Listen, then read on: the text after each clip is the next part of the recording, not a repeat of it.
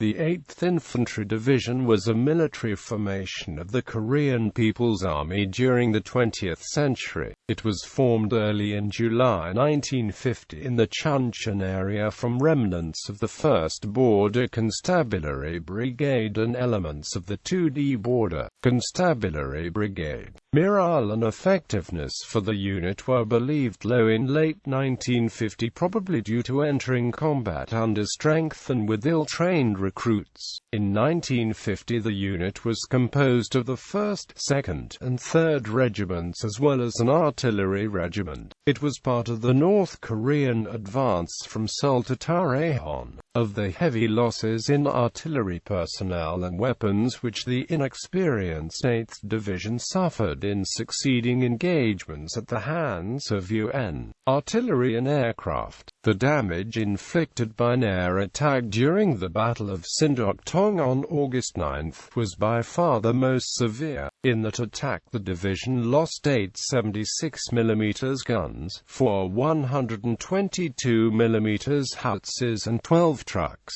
A partial compensation occurred soon thereafter when the unit received 6 76mm guns, 4 122mm howitzers, 4 trucks and about 50 replacements. Fought in the Battle of Pusan Perimeter, on the right flank of the Pusan Perimeter in the mountainous region of the ROK 2nd Corps. ROK 6th Division soldiers advanced slowly against the 8th Division. After 4 days of battle the 8th Division was destroyed as a combat force, suffering about 4,000 casualties. Enemy survivors fled in disarray north toward Chuncheon. By September 21, the ROK 6th Division, meeting little opposition, was advancing northward toward Uihung, while committed in the Seoul sector along the Imjeon River during the spring of 1951 as part of the 1st Corps. The division sustained considerable personnel casualties and lost a good portion of its scant artillery support, including the entire regimental artillery of the 1st Rifle Regiment, which was surrounded and completely annihilated on February 19 in the vicinity of Gwangju. Replacements for some of these losses were received prior to the May offensive, during which the 8th Division spearheaded the 1st Corps assault on Seoul. At the time, 13 82mm mortars, 6 12mm mortars, 12 45mm anti-tank guns, 10 76mm field guns and 4 122mm howitzers constituted the sum total of the artillery weapons at the disposal of the division. Colonel Lee Tabin was then the commander of the divisional artillery.